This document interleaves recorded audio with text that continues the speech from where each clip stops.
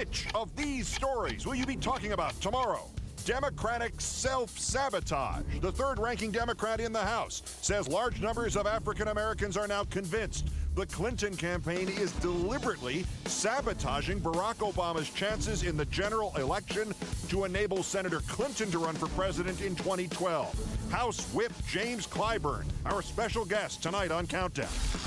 Clyburn also warns Bill Clinton he may be on the verge of creating an irreparable breach between the Clintons and African-American Democrats. I never believe in irreparable breaches. I'm a big believer in reconciliation and redemption. For Senator Clinton, not redemption, but defection. A major fundraiser bolts for the Obama campaign. One of the Hill raisers, who brought in nearly $500,000, switches in part because he was uneasy with the tone of the Clinton campaign and worried about the implications for November. What are the implications of this? Monday, says Senator McCain of the lower nine in New Orleans, we need to go back to have a conversation about what to do, rebuild it, tear it down, you know, whatever it is. Now, says Senator McCain, I don't remember ever saying it. Old man yells at cloud. Dumb man yells fire in crowded theater. Comedian Rush Limbaugh also denies he ever said it, ever urged that people riot during the Democratic convention in Denver this August.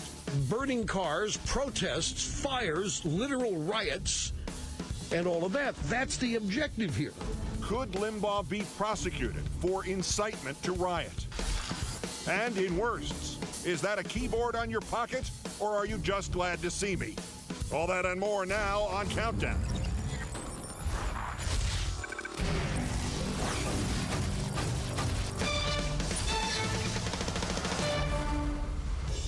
Good evening. This is Friday, April 25th, 193 days until the 2008 presidential election. It has been Senator Clinton's strategy to make Senator Obama seem unelectable in the general election. Yet what if her plan were not just to create an illusion of unelectability, but to actually guarantee that he cannot win in November, also that she might run again in 4 years' time? In our fifth story in the countdown, internet speculation about that is one thing. Public suspicion, voiced to and now by a prominent Democratic politician, an uncommitted superdelegate, is something else altogether. Congressman James Clyburn of South Carolina, the House Democratic whip, telling Reuters, quote, there are African Americans who have reached the decision that the Clintons know that she can't win this, but they're hell-bound to make it impossible for Obama to win in November. He shared that sentiment and repeated it in another interview with the New York Times. Presently, Congressman Clyburn tells us more. First, the day's details. Mr. Clyburn, the third-ranking Democrat in the House and one of the nation's most influential African-American politicians, describing the Clinton campaign tactics as both scurrilous and disingenuous in the interview with Reuters, to the New York Times, talking about what appeared to be a near-unanimous view, to him anyway, among African Americans, that Senator and President Clinton were committed to doing everything they possibly could to damage Senator Obama to a point where he could never win the general election. As for what Mr. Clyburn described as President Clinton's bizarre conduct during the Democratic primary campaign, the congressman adding that he believed there might be an irreparable breach between Bill Clinton and the African-American community that once revered him. Today, on the campaign trail in Indianapolis, Obama asked to respond solely to that one specific part of Mr. Clyburn's extensive comments. His campaign says this answer will stand for all of the remarks from the House whip. You know, I never believe in irreparable breaches.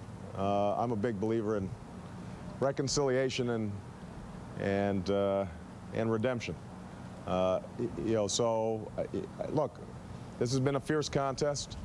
I am confident, I've said repeatedly, that come August, there are going to be a whole bunch of people standing on the stage with a lot of balloons and stuff, confetti raining down on the head of the Democratic nominee, and people are going to be excited about taking on John McCain in November. Representative Clyburn, kind enough to join us now from Columbia, South Carolina. Thank you for your time tonight, Congressman. Thank you so much for having me. Your statement to Reuters about what you'd heard in South Carolina and what you'd heard on the House floor in Washington, the quote was, there are African Americans who have reached the decision that the Clintons know that she can't win this, but they're hell-bound to make it impossible for Obama to win in November. Does that group include you, sir? Have you come to believe this yourself?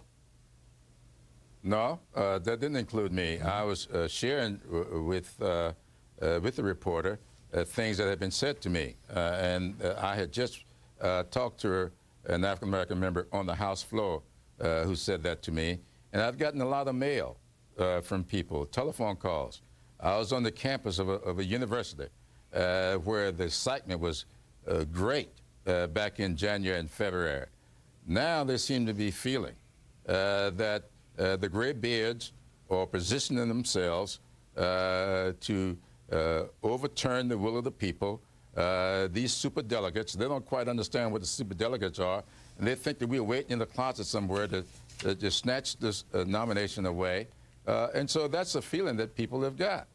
And so that's all I was saying, that people are saying this, and I think it's a great concern.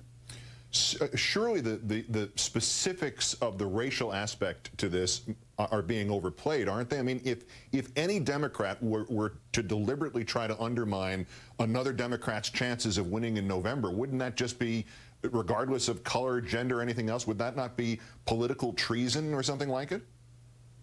That is absolutely correct. There's no question about that.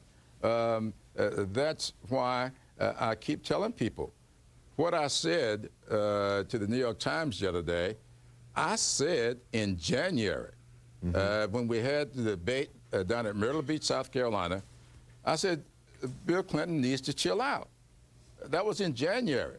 At that point, everybody thought that this thing would be over on Super Tuesday in February. And everybody thought at that point that the nominee or the leading candidate for nomination would be Hillary Clinton. That's certainly what I thought.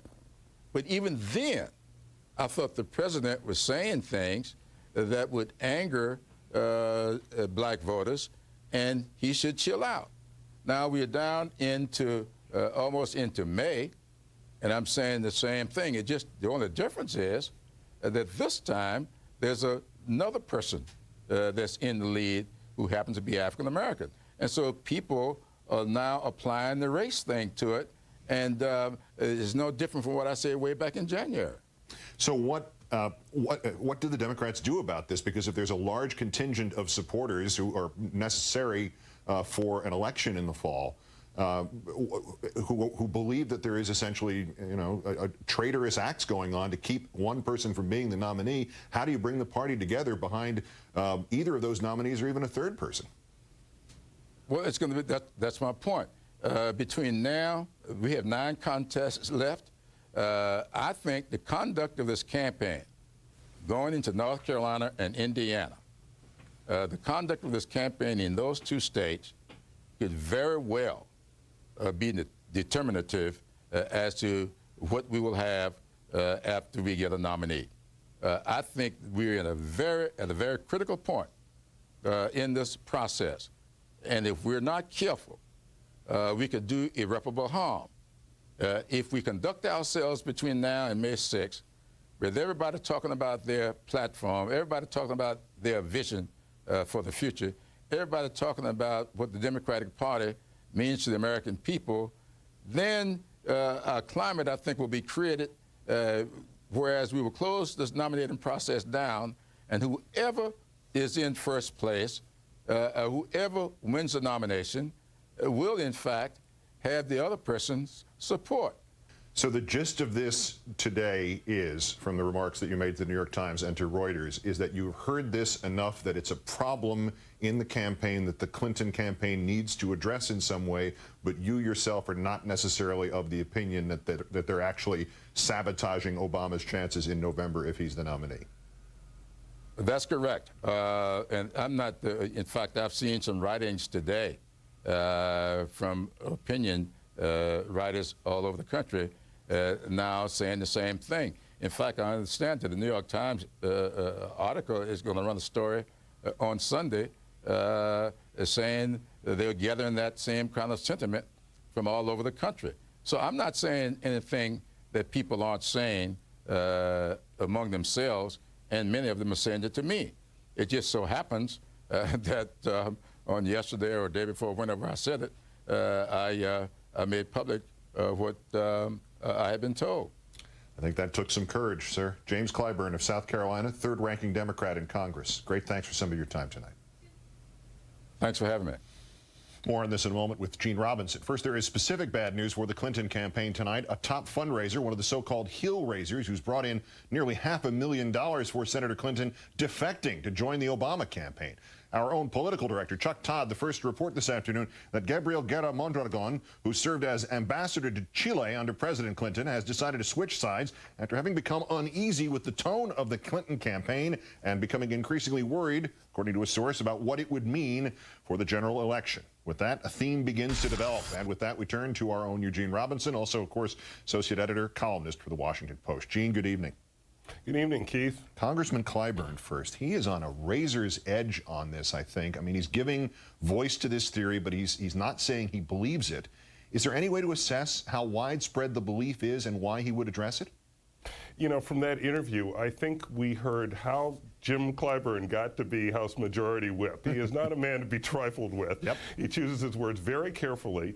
He uses them very forcefully. And you know, if I were a superdelegate, I think I would. And if I were the Clinton campaign, I think I would have, you know, felt the hot breath of the cannonball come by and singe my beard. You know, he is kind of putting down a marker and saying, wait a minute. You know, there is now a guy who is the probable nominee, and you're damaging him or trying to damage him to the point where he might not be able to beat John McCain in the fall, and that's not going to be looked on, you know, very kindly by history or by the Democratic Party. So, I mean, put this together with that hill raiser who bolted the Clintons to go work for Obama, and are these two parts of the same, again, iceberg? Were they, in fact, to use your analogy, like warning shots, perhaps at the Clintons, but more directly at the superdelegates? I mean, the Clintons might be sawing the party in half, he's saying, but you guys are the ones standing by doing nothing, and it better change? Is that the message? Well, you know, what they have in common is they're both based on the underlying arithmetic. And we all know the arithmetic. Chuck Todd, you know, goes through it every few days for it. And it really doesn't change a whole lot. It is very likely that Barack Obama is going to have more pledged delegates than Hillary Clinton when we get to the convention, and thus is very likely, although not, you know, lead pipe cinch, that he gets a nomination. And the question is, you know, what condition is he in when he does? And I think, you know, what Clyburn was saying, and I think what Mr. Guerra Mondragon was essentially saying, is that we do not want our candidate to be irreparably weakened, and the Clintons really have to watch their step, or you know, and it threatens their position in the party, I think. How come nearly every news organization that covered Jim Clyburn's remarks zeroed right in on Bill Clinton and race, and not on Hillary Clinton and the race? Well, Bill Clinton and race, that was really quite a moment. You remember those remarks in South Carolina when he compared the Obama campaign to Jesse Jackson. You know, I just don't know, I don't know any black people, or very many, who don't think that was a specific attempt to diminish Obama's candidacy as kind of a narrow interest candidacy that really didn't have a chance to go the full mile. I don't know many white people who don't think that. I was sitting next to Joe Scarborough when we both first heard those remarks. He almost fell off his chair. So, and that was kind of you know, one of the turning point moments in this campaign. It was the moment at which the African American vote began to go, you know, 90%. You know, 85, 90% for Barack Obama, whereas it really wasn't before. And I think a lot of that was reaction to what Bill Clinton said and how he said it. Yeah, at best it was President Clinton dismissing Obama in the old terminology. At worst, it was a lot worse than that. But at minute, the best spin you could put on it was he's some state's favorite son, and he will dry up like all the other favorite sons have in the past. Gene Robinson of the Washington Post and MSNBC. Thank you, Gene. Have a great weekend. You too, Keith. A clarification tonight of something I said here Wednesday. In the wake of Pennsylvania, Howard Fineman observed that the Democrats needed someone to stop their fight like a referee, the super delegates who are going to have to decide this, he said. My response was, quoting myself, right, the one, somebody who can take her into a room and only he comes out. Well, it's a pretty common metaphor, even just in politics, but it's also pretty clear that the pronouns there made that statement inappropriate. I apologize. That generic he gender could imply something untoward happening to the her. I should have said only the other comes out from a political point of view. Only superficial jabs landing on the campaign trail itself today, though Senator Clinton is rightfully angry that one of her speeches was boiled down to, quote, "You can vote for or against a candidate based on anything." Considering the context, seems pretty clear that she actually meant, but you should vote on substance. But then there is John McCain, denying now in New Orleans what he said Monday in New Orleans about tearing down part of New Orleans. And where he was during the presidential flyover, he is now boldly criticizing. You are watching Countdown on MSNBC.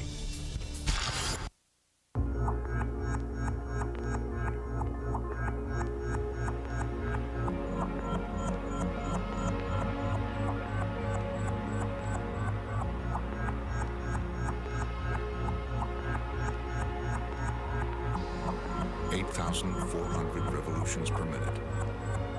The first ever production V8 BMW M3.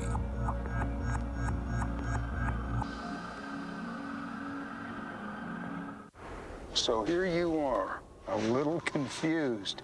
Did you think the road to retirement was an expressway? Come on! You can't start this journey without knowing where you're going. You, my friend, you need a plan. Have a question about whether your plan is in sync with an unsettled market? Ask an Ameriprise advisor. Call 1-877-AFI-4936 and find out why more people come to Ameriprise for financial planning than any other company. Howard Dean says tonight the superdelegates have every right to overrule the delegates or the popular vote.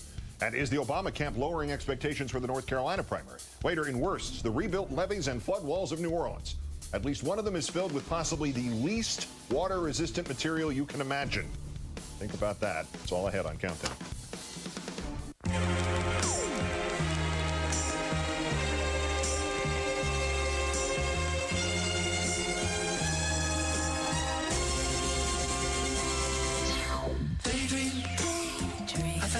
Beneath the flowers, for a couple of hours, on a beautiful day. Daydream, I dream of you amid the flowers, for a couple of hours. Tight first set, punctuated by cheers. Tush, draw, tush, draw, tush, draw, tush. Draw. Just draw. Just draw. Fisher & Paykel, the world's first dishwasher in a drawer. Dish Drawer from Fisher & Paykel. Right and wrong, winners and losers. Dan Abrams has the verdict. To fight for the good cause. It's politics, crime, pop culture, and the day's top stories through the eyes of a lawyer. Whoa, what a revelation! Verdict with Dan Abrams, tonight at 9 on MSNBC. Why are more investors moving all their accounts to Scottrade? I had accounts all over the place. They made it easy to bring them together. Scottrade's here for you. I've never driven a Ford in my life. We knew that people who don't drive a Ford would be surprised by Ford. So we went from town to town and friend to friend, inviting real people to drive one. Is that correct? Yes. The sync feature is one of my favorite features in the car. That's a really fun car to drive. There's ambient lighting for your moods. So if you push... No way! Yeah. Ford's definitely turned me into a believer. I actually think my next car is going to be a Ford Focus. Now lease a Ford Focus for just $179 a month or take $3,000 cash back only at your Quality Plus Ford dealers. Why do people love the service at Scottrade? Because whenever I call, I get my local office and not some faraway call center. We're here for you.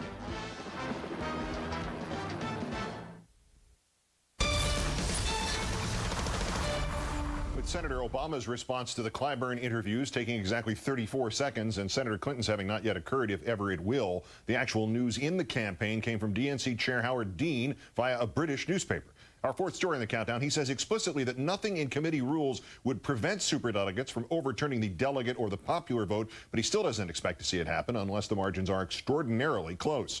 Senator Obama in Indiana today, a state where a slim loss for him would not necessarily portend a turned tide, as Senator Clinton likes to put it, but his campaign manager in North Carolina was careful to reset expectations. Craig Shermer saying, quote, "It's a competitive state. I think it's a state that will grow more competitive in the next 2 weeks and probably be decided in the single digits." And an Obama supporter, North Carolina Congressman G.K. Butterfield, said that, quote, even a narrow loss would be devastating. Also unlikely, Obama's fundraising from North Carolinians has trebled that of Clinton, 600,000 to 200,000, according to Raleigh-Durham's newspaper, the News and Observer. But Senator Obama, responding to more questions about losses in Ohio and Pennsylvania today, said his campaign strategy is pliable. Well, I think there's no doubt that a campaign has to continually fine-tune itself. You know, this has been a long campaign, and so what worked well 3 months ago, if you're doing the exact same thing now, it may not work as well. I want to point out you ignored Mississippi and Wyoming in between there, but you know, that seems to be the trend, is sort of cherry-picking which states are relevant. We had terrific wins in both those states. Senator Clinton has dispatched a top campaign operative, Ace Smith, to North Carolina. She has repeated her call for Obama to debate anywhere, anytime, linking the issue to the kind of accountability not found in the Bush White House over the past 7 years, after 21 debates. And campaigning in Bloomington, North Carolina, Clinton used an attack of Obama's energy policy to launch into this. It's important for you to know the facts. You can vote for or against any candidate based on anything. And we do that in America. You know, you don't like somebody's, say, hairstyle. It's whatever you choose. But this is too important an election. And we have to know exactly where people stand. Not what somebody says, but what they've actually done and what they say they will do. That's why I want you to approach this like a hiring decision.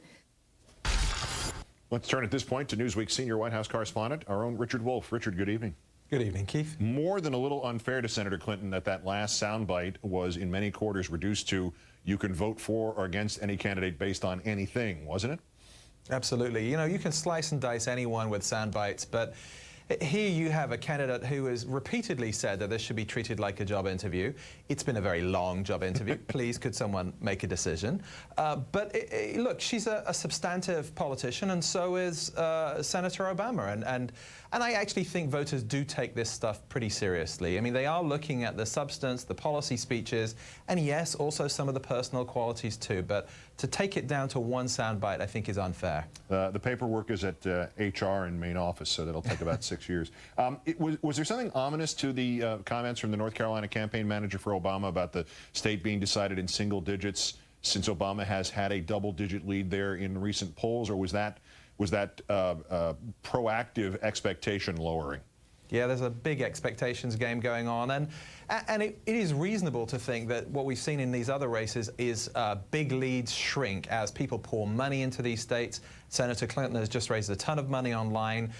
These numbers will shrink because, by the way, the Clinton campaign has understood that if you lose by a big margin, it translates into a lot of delegates, and anything above sort of 15 points can be very damaging to the delegate count.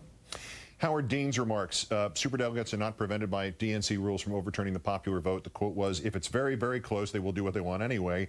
But he was just as quick to point out that such a scenario has never happened. What is he working on, if anything, to prevent this? Well, Howard Dean told me a week or two ago that really he saw this process unfolding in a pretty organic way. Yes, he wants people to pick up the pace, these superdelegates to get moving, but they're coming out in dribs and drabs, and the question is, would they come out in quicker dribs and drabs? I don't think he's really saying to them one way or another. He doesn't have the power to tell them what to do. It was a technical statement, not where he thinks the party should go. What he really believes in is party unity. That's what is uppermost in his mind. One thing perhaps not explored in this news of Mr. Garamondragon going from the Clinton camp to the Obama camp as a fundraiser. We've got the Puerto Rico primary coming up, and the expectations are 2 million voters, perhaps, if the nomination hasn't been decided. That's a heavily pro-Clinton area. Could that have an impact there, what happened today? I don't know about fundraisers having an impact so much because online fundraising has been so important. People are taking their cues from a whole bunch of things, and a prominent person in the party isn't it. But still, for the Clinton campaign, which has had so many financial problems, to lose a fundraiser like this is awkward, to say the least. And I want your final word on the Clyburn remarks that he keeps hearing from African Americans, this construction that Senator Clinton is deliberately dirtying up Senator Obama to A, keep him from getting the nomination, or, failing that, the new part of the equation, B, keep him from gaining the White House so she can try it again in 2012. I mean, the impact on the Clinton campaign of that will be what? Well, Clyburn is a bit like Alan Greenspan. He speaks kind of cryptically, and really what he's getting at here, I don't think is just African-American sentiment. It's about who can bring the party together. If it comes down to a unity argument, not just electability, then he's really signaling which of these candidates he thinks can do a better job. Those sentiments, the bitterness, if you will, is very real, and he's reflecting that. So the candidates themselves have to address it. He's right to raise it as an issue. And you want to put a name on which one he is saying is the unifier? You just have to guess. Richard Wolff of Newsweek and MSNBC. Many thanks. Have a great weekend. And my guess is he meant Obama. Thanks. Thank you, Keith. What if you got a really big pack of Mentos and like a year's supply of soda? Kaboom. And in Bush, shock of shocks, the administration is now opposing a measure to make easier recounts. It's next. This is Countdown.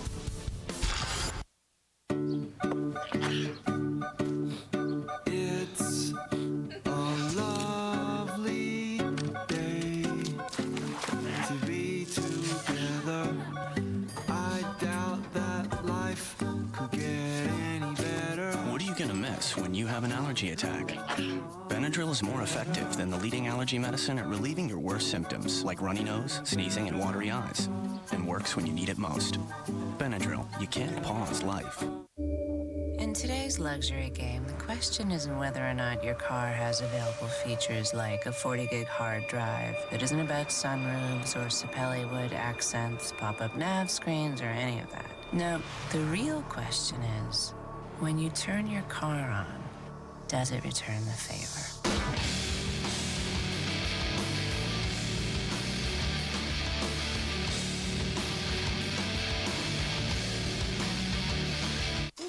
Some odors you just can't ignore.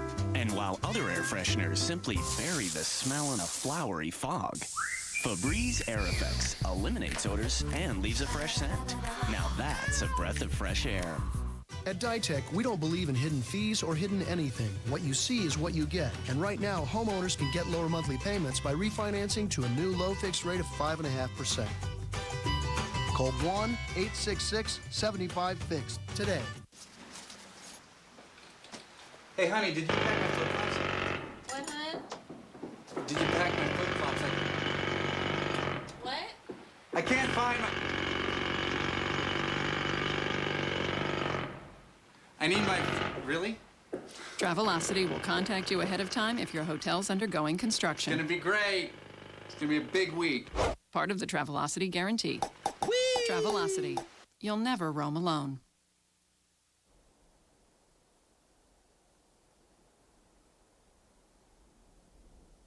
Comcastic Labs high-speed internet field test. Introduction of Power Boost.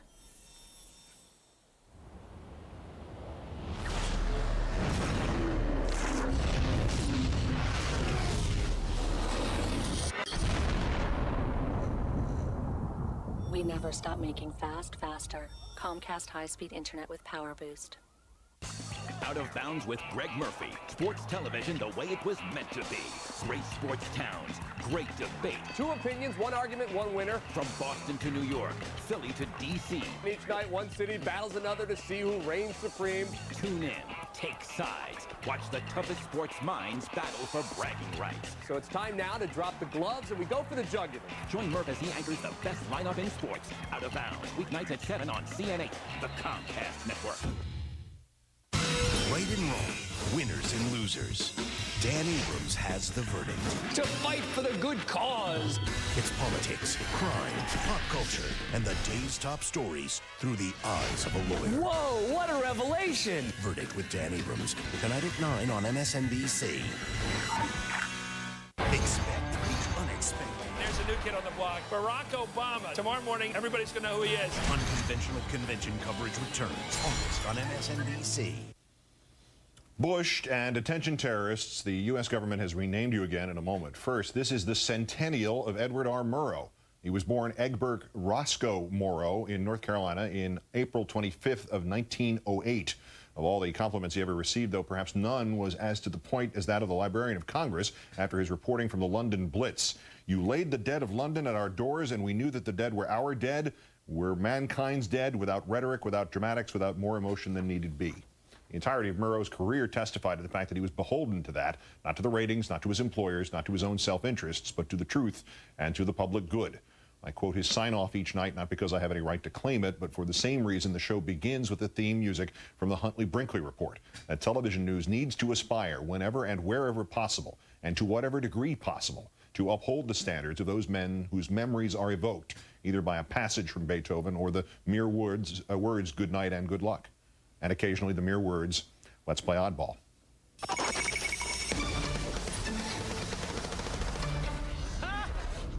We begin in Leuven, Belgium, where the Mentos and Diet Coke fad from 2 summers ago is finally all the rage.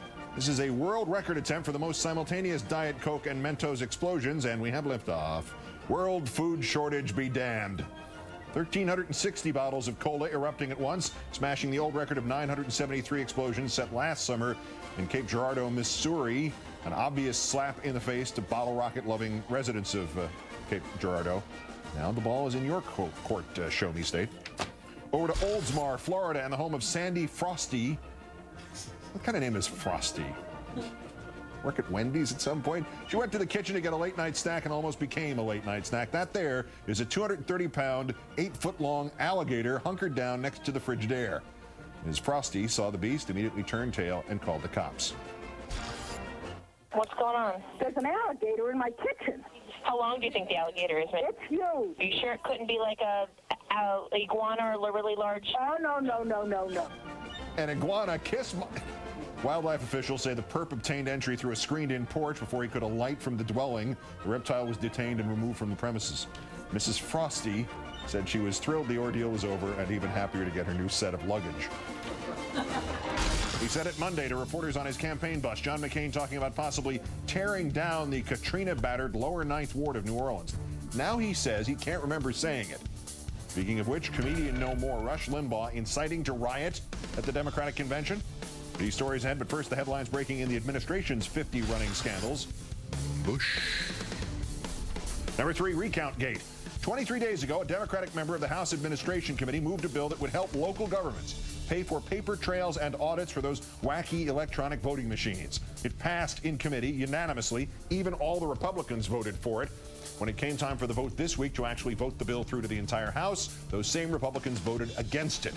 Why? In the interim, the Bush administration had put out a statement opposing the bill.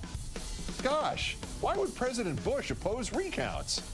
Number 2, support the troops gate. A confluence of 2 problems you probably never thought of before in tandem. I hadn't. Increases reported nationwide. One outfit in Houston reporting cases doubling in their purview to 4 dozen a month in the first quarter of 2008. Military families caught up in the mortgage lending meltdown. Reports of soldiers in Iraq having to negotiate with banks and mortgage companies between battles to keep their families from being evicted. The administration response? Crickets. And number 1, language gate. Okay, here we go again. The men first christened evildoers by the administration, then renamed terrorists, then recast as Islamo-fascists when they're back to being just terrorists. The extremist messaging branch of the National Counterterrorism Center, a division of Homeland Security, Inc., issued a memo last month, now approved this week by the State Department, saying that the terms Islamo-fascist or Islamic terrorist is unnecessarily insulting to Muslims, especially the vast majority of Muslims who view the terrorists as terrorists. No crap, Sherlock. Also, any references to jihadist or mujahideen should be eliminated because those terms convey to many Muslims the sense of struggling to do good. This will be a surprise to Senator McCain, who constantly refers to Islamic terrorists, and to comedian Rush Limbaugh, who uses that clunker Islamo-fascist. Also, about the terrorists, you shouldn't call them dude. Today, when workers vote on having a union at their workplace, they use a secret ballot. But a new law could change all that. How you doing? Who are you? What do you got there? It's my secret ballot. Oh, nothing more it ain't. Who are you? Under a card check law, workers would just sign a card. And everybody would know how they voted. Tell the candidates to protect worker privacy. Do it. We had a health concern. Turned out to be nothing, but it got us doing more to protect our health, like taking silver. Centrum Silver age-adjusted multivitamins have key antioxidants that help support natural cell repair. Our health protection starts with Centrum Silver.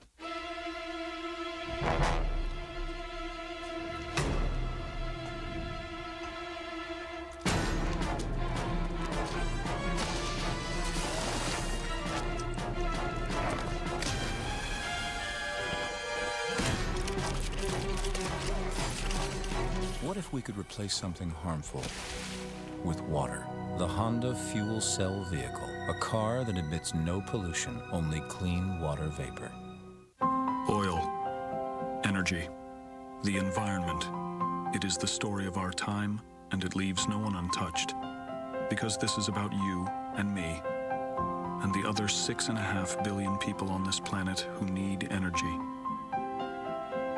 So for today, the world needs oil.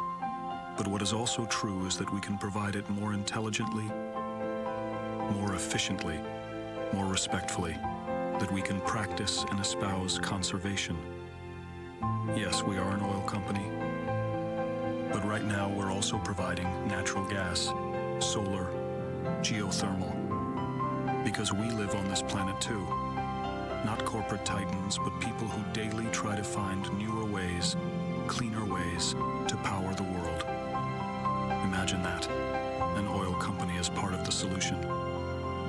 This is the power of human energy. Your lawn, threatened by lawn weeds plus crabgrass. Traditional lawn weed killers control weeds, but not crabgrass. Bayer Advanced all-in-one lawn weed and crabgrass killer gets them all, without harming your lawn. Bayer Advanced. The More You Know celebrates Earth Week because green is universal. How can you make the world a better place? Reduce, reuse, recycle. The world is in your hands. The More You Know, green is universal. For more green info, go to greenisuniversal.com.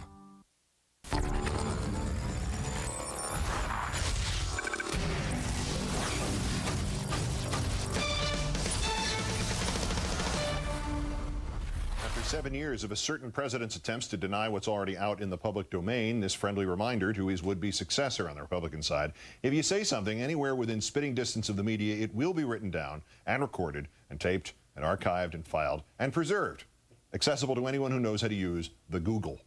Our third story in the countdown: Senator John McCain's latest memory loss. He spent yesterday touring the still devastated 9th Ward of New Orleans, an area about which he told reporters on Monday, quote, "We need to go back to have a conversation about what to do, rebuild it, tear it down, you know, whatever it is."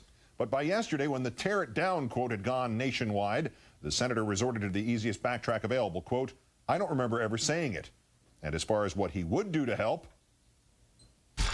telling them never again will such a mismanagement of a national or natural or man-made disaster take place in America when I'm president. The Democratic National Committee has said, don't believe the rhetoric. The fact is McCain has a history of denying the Gulf Coast aid when it needs it most, and a record of outrageous votes to show for it. Instead of helping the area rebuild after Hurricane Katrina, McCain actually voted to deny emergency funding to the area, voted against giving victims of Katrina access to Medicaid and unemployment benefits, and then it cites your voting record. What do you say to that? The fact is that the governor will attest, and others, that I have been helpful. I've been down here. I've supported every effort that I could. Supported every effort he could, other than the efforts that he could have actually voted for. And when asked what he would have done after the hurricane had he been in charge, he offered up this one. In all candor, if I'd have been president of the United States, I'd have ordered the plane landed at the nearest Air Force base, and I'd have been over here. Okay? Okay, except on the morning that Katrina made land mere hours after it hit, where was Senator McCain? Celebrating his own birthday with President Bush right next to Air Force One on the ground in Arizona. No indication that amidst the merrymaking, Mr. McCain said anything to the president about maybe turning the plane around. Joining me now, Paul Waldman, a senior fellow with Media Matters for America, co-author of Free Ride, John McCain and the Media. Thank you for your time tonight, sir. My pleasure. Read a list of what he didn't do. Senator McCain's only response was to say, well, I asked the governor about this. Does he not know himself what he has and has not done, and why, considering that he's been officially running for exactly 1 year today? Shouldn't he have a a plan at this point rather than a conversation in mind about New Orleans? Well, sometimes when you listen to him talk, you think that maybe he doesn't really know. And I think you see that in a lot of areas with McCain, that he has this image that he's trying to get across, and that frankly the press is really cooperating with him in trying to get across. But when you start to look at the facts, you find that it's really just paper thin. And that can be seen on a whole bunch of areas. You know, we hear repeated so often that he's the maverick, he's the straight talker, he's the guy who stands up to the special interests. Well, I haven't seen too many reporters ask him, okay, you keep telling us you're the guy who stands up to the special interests. What about the fact that your campaign manager is a corporate lobbyist, your chief fundraiser is a corporate lobbyist, your chief political advisor is a corporate lobbyist. You have, by some counts, as many as 66 different corporate lobbyists working for you. You know, we have a website at McCainsFreeRide.com where we have a nice big chart that shows all of those corporate lobbyists and who they lobby for. But that's not part of the story that we've been hearing about McCain for so long. And what happens all too often with the press is that when the story and the bumps up against the facts get pushed aside and the story keeps getting retold again and again. Well, to that point, on Monday he says tearing the lower 9 is an option, tearing it down. 3 days later, well, he didn't remember saying that. So there are two, I mean, there's only two options here. Either he's lying, or as one of his defenders in the media, Britt Hume, characterized those remarks about when he confused the Sunni and the Shia, he was having, as Hume put it, a senior moment. Those are not two good options, are they? No, and I'm still waiting for a reporter to raise that issue with which you raised. Okay, you say that had you been president when Katrina hit, you would have turned Air Force One around. Well, he was with George Bush on that day. They were taking pictures with the birthday cake that Bush brought him. Did he tell George Bush to turn the plane around? What did he do? But as near as I can tell, he only started criticizing President Bush's performance on Katrina when he began to run for president, and he realized that he was facing his connection with a president whose approval ratings are in the 20s. But again, it's not the kind of story that we're going to hear told about McCain, because one of the other pieces of what we in Free Ride call the myth of McCain is that he alone among politicians in Washington never does anything for political reasons. He never panders, he never flip-flops. He's the only one who operates only on principle. But if you look at the facts, he has pandered and flip-flopped many, many times. And what happens is that reporters, when faced with that, they either explain it away or deny that it happened at all. We've seen that, for instance, with the issue of immigration, where he flip-flopped 180 degrees, and you still see reporters saying that he stood up to his party and refused to pander. To that point, though, there are some obvious ones that are not avoidable. The lower 9 issue here this week, telling Tim Russert he never said he knew a lot less about the economy than other issues when he was quoted by the Wall Street Journal. Other examples where they're just too close to be avoided. Does the campaign, much like the Bush administration, just not understand that there are things like archives and videotapes and audio tapes and YouTube where people can go back and check whether or not somebody has said something? Well, the campaign has said that they are going to rely on the media to get their message out. That's something that's worked very well for McCain for a long time. And they probably think that there isn't too much of a risk there, because they're not going to be called on those things by reporters. The reporters who for so long have been McCain's advocates, and the ones who have been propagating that myth about him, they are not going to stand up and say, wait a second, the emperor has no clothes. So I think that they've probably decided that there isn't a lot of risk in him just denying these things, because you're not going to get those kind of really critical stories. And we saw that with this case. You know, the headline said that McCain stands up to Bush administration on Katrina. Once again, they're propagating that myth that he's the maverick, he's the guy who goes his own way, when in fact in 2007 he voted with the Bush administration 95% of the time, more than any other senator. Well, I think he needs to tune this show in. Paul Waldman, author of Free Ride, co-author of Free Ride, John McCain and the Media. Great, thanks. Have a good weekend. Thank you. If Rush Limbaugh has his way, these images from the Democratic Convention in Chicago in 1968 will be repeated at the Democratic Convention in Denver in 2008. His call for a riot is on his website. Why is he denying he said it? And there is no denying the jaw-dropping truth about one contractor actually used as filler in one of the repaired flood walls in New Orleans. Worst person's next on Countdown. I'm proud of what we're doing down here in Garyville, Louisiana. Marathon is using the cleanest, safest, and newest technologies to expand our refinery. It's a $3.2 billion investment so that by 2010, America will have another 7.5 million gallons of clean fuel every day. This is the fuel we need to get to work, to run our businesses, and to keep the country moving. I'm very proud to be a part of this expansion. Stepping up, that's Marathon. Your evil army is complete. Now, nothing can stop me from building my own Capital One credit card. Make my rewards double point and a low interest rate. And I want a picture of kittens on it. More kittens? Just like regular cute kittens, baby cats. Introducing Capital One Card Lab. Customize your card by choosing your rewards, interest rate, even upload your own image at CapitalOne.com. What's in your wallet?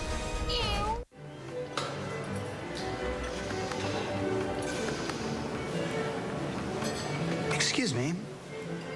A1 on a burger? Yeah. It's a great idea. Could I borrow that? Sure. Thank you.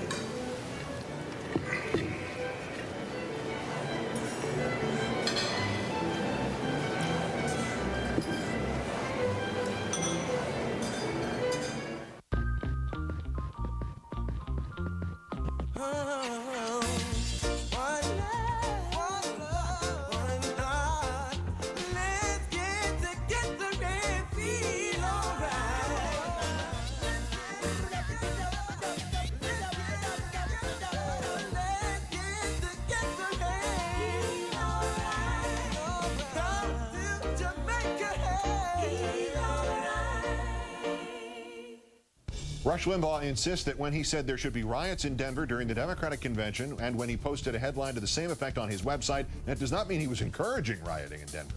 And among the other worst persons in the world tonight, the repaired levees and flood walls of New Orleans, one of them is filled with, you won't believe with what. That's next. This is Countdown.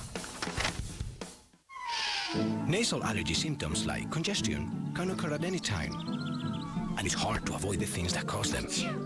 Prescription Nasonex helps relieve nasal allergy symptoms, like congestion. Maybe that's why 6 million nasal allergy sufferers used Nasonex last year. Side effects were generally mild and included headache, viral infection, sore throat, nosebleeds, and coughing. For more information, talk to your doctor and ask if Nasonex is the one for you.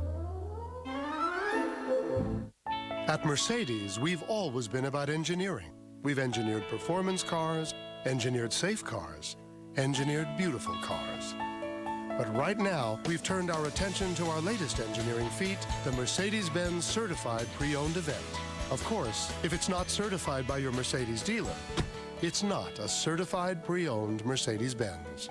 And hurry in for special 1.9 financing, now through April 30th.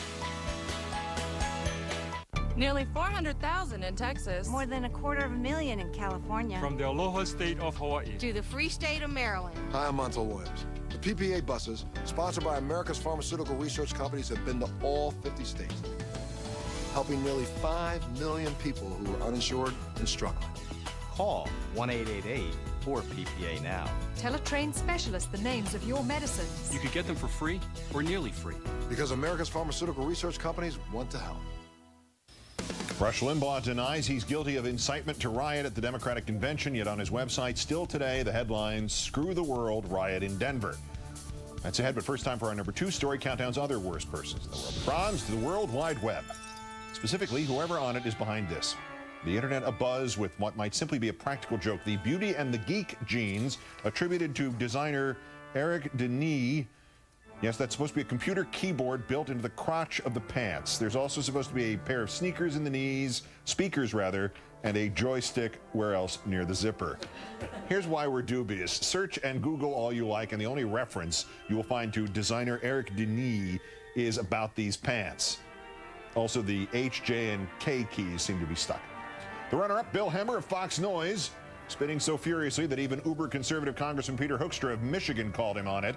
Hoekstra is furious about the photos the administration claims show that North Korea helped to build nuclear reactors, at least one of them in Syria, the one the Israelis are supposed to have destroyed last September. The photos were released yesterday. Hoekstra was telling Hemmer secret briefings about them to Congress should have come 8 months ago. Hemmer, as in hem and haw, said there is a perfectly good reason for the White House to have delayed. He didn't explain what it was or how he would know that.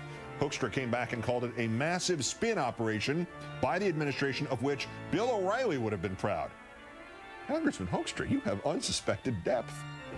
But our winners, the Ircon Corporation of Lafayette, Louisiana, the CBS TV station in New Orleans, says Ircon was awarded a contract for $2 million to raise and repair the flood wall under the Paris Road Bridge after Hurricane Katrina hit New Orleans. The TV station has found that the incredible claims of a civil engineer are true. A portion of the repaired flood wall is filled not with the rubber joint it's supposed to have to keep out foreign objects, but it has been filled with newspaper. In fact, it's the Sunday edition of the New Orleans Times-Picayune from May 21st of 2006.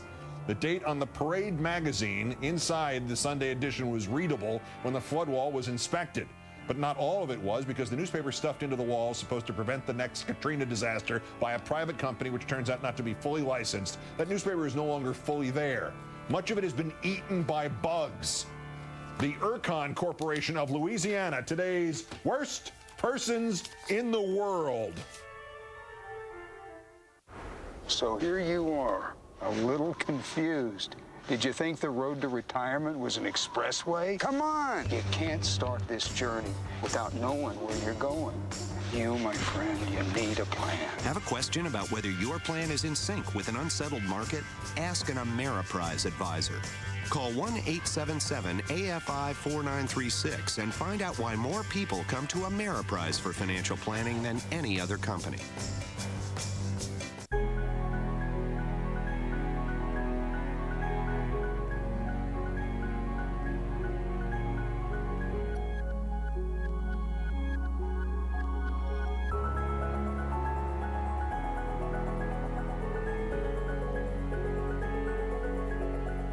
Coupe has been reshaped. The all-new BMW X6. My doctor told me something I never knew. As we get older, our bodies become less able to absorb calcium. He recommended Citracal. It's a different kind of calcium, calcium citrate, with vitamin D for unsurpassed absorption to nourish your bones. Thought you said you'd never whiten your teeth. Who said I'm just whitening? Introducing new Crest White Strips Daily Whitening Plus Tartar Protection. The first 5-minute strip that goes beyond whitening. It gives you a clean, dentist-smooth feel and protects against daily tartar buildup. Tartar protection just got beautiful. New Crest White Strips Daily Whitening Plus Tartar Protection. Bacon? Gotta get that bacon! Yummy, crunchy bacon, bacon, bacon! There in that bag! Who wants a bacon strip? Me, I get it myself, but I don't have thumbs! It's bacon! I love you. Bacon strips. There's no time like bacon time. I'm just gonna grab your x-rays.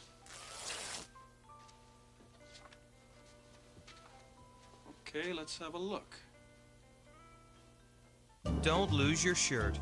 Sign up for Comcast Digital Voice for just $33 a month for 12 months. With unlimited local and long distance plus voicemail. Because the less money you pay, the more you get to keep for yourself. Just call 1-800-COMCAST today. Comcast Digital Voice. It's Comcastic. DirecTV customers who want access to more HD channels are being forced to install an even bigger satellite dish. This chunkier dish will still not provide as many HD choices as Comcast. Someone ought to tell DirecTV that HD stands for high definition, not huge dishes or jalapeno dip. Wait, that's not an H. The day's top stories through the eyes of a lawyer. Whoa, what a revelation! Verdict with Dan Abrams, next on MSNBC. After Rush Limbaugh dismissed U.S. troops who oppose the Iraq war as being not real soldiers, it should come as no surprise that he places ideology over country, emphasis on id. But our number one story tonight, the Republican Party's most popular spokesman has now joined the worst of America's enemies, admitting on air that he is working toward the, quote, objective, his word, of American bloodshed in an American city. As usual, Limbaugh too cowardly to stand behind his words, claiming now that he only said he dreamed of riots at the Democratic convention in Denver, as there were in 1968 Chicago. His real remarks came Wednesday as he discussed his standing request that Republicans vote for Senator Clinton to prolong the Democratic race and deepen party divisions. As you will hear, he uses the word dream to mean ideal, not fantasy, and specifically calls riots the objective of his plan. It's called Operation Chaos. The dream end. I mean, if people say, what's your exit strategy? The dream end of this is that this keeps up to the convention. And that we have a replay of Chicago 1968 with burning cars, protests, fires, literal riots, and all of that. That's the objective here. And there has been nothing that's happened on the battlefield for my vision of this to change. After that, even his own listeners turned on him. Republican Denver Councilman Charles Brown among them saying, quote, for any radio announcer to wish a riot on a city so his party could win, that's disgraceful and it's absurd. And when one of his own callers said riots would make America look bad, Limbaugh replied, quote, screw the world. Do you really think we ought to govern ourselves on the basis of what the world thinks of us? Well, you know, as it says in the very first sentence, they wrote the Declaration of Independence out of, quote, a decent respect to the opinions of mankind. Limbaugh's indecency and true intentions revealed on his own website, still reading today, screw the world, riot in Denver.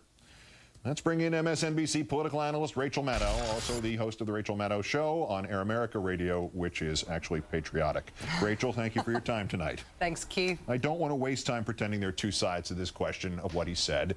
We just heard it. My question is, why on earth would he say it? Well, you know, Rush Limbaugh in this election season, just this month, in fact, also said that women support Hillary Clinton's candidacy for president because they've had multiple abortions. Yeah. Why does he say any of this stuff? Because he can, because he gets away with it. And I think he thinks that the criticism is even good for him because it makes him seem dangerous and newsworthy in addition to just loud. But Republicans like to behave as if, you know, he's just the weird uncle. They use him to get the vilest stuff out there. So isn't this all really very much part of the mainstream Republican thinking about the Democratic race, that, you know, some bloodshed wouldn't be a bad thing politically? And, you know, so what if it's bloodshed? Yeah, trying to find mainstream on this continuum here is not that hard to do. I mean, at one point in this race, I think it was a mainstream point of view to say that Democrats would be mad if instead of their primaries and caucuses determining who the nominee was going to be, it was going to be some backroom superdelegate thing. That has now come to pass, and Democrats are mad. It's also mainstream political analysis to look at 68 and 72 and 1980 and say the party that doesn't have a nominee at the time of their convention loses that next election. That's mainstream analysis. It's mainstream historical analysis to look back at 1968 in Chicago and say that was a disaster. Even if you only look at the toll on the police in Chicago, it was something like 119 police officers who were injured in that rioting. That's all mainstream about all different aspects of this. What's not mainstream is to wish 1968 style violence. I mean, he literally said burning cars, literal riots. It is not mainstream to wish that on an American city. It's just incredible. Legally, we've come a very long way since the Haymarket bombing in Chicago in 1886, when they wound up hanging some anarchist writers who were not even in the state as murderers by proxy. And legally, there is this question of temporal remoteness. You say this now on the radio. It happens in August. It's not like yelling fire in a crowded theater. It is protected speech. But, yes. But do you think that Limbaugh has any idea that were he to repeat what he said on the air, say the day before the convention or during it, he might actually be morally or legally responsible for incitement to riot? I think that with the exception of things involving his housekeeper and painkillers and other people's Viagra at airports and stuff, I think that with the exception of stuff in his personal life, Rush is such a pro that he knows exactly where the legal line is that he's towing. And so I'm sure he knows that when he is speaking through his golden microphone in April about something that's going to happen in August, that he's not in any danger of any criminal charges here. But if he said this not through the golden microphone and in person and in August and in Denver, if he keeps with this line, and he was very overt about what he was asking for, then sure he would be in trouble. He's not there yet, but if he repeats this in the right place, that's absolutely the line that he's walking. Finally, pushing the plan to the extreme, does he not damage his own hopes in this, which is that Clinton gets the nomination, or just maintain instability till the end by you know, delegitimizing the untold segment of her vote total, you know, sort of discussing the fact that he is actually part of anti-democratic support for a Democratic candidate? Honestly, I think that the right has been very overt about this, that they have been very overt about the fact that the longer the Democratic nomination fight goes on, the better off they are. And I think when you see momentum shift to Clinton, sometimes you start to hear people on the right talk up Barack Obama. They're very open about the fact that they want this nomination fight to go on forever. The irrational thing here is that Democrats aren't taking heed of that and just picking somebody, anybody, picking someone. Rachel Maddow of Air America and MSNBC, for instance. Great. Thanks, Rachel. Have a good weekend. You too, Keith. Thank you. That's countdown for this, the 1,821st day since the declaration of mission accomplished in Iraq. I'm Keith Olbermann. Good night and good luck.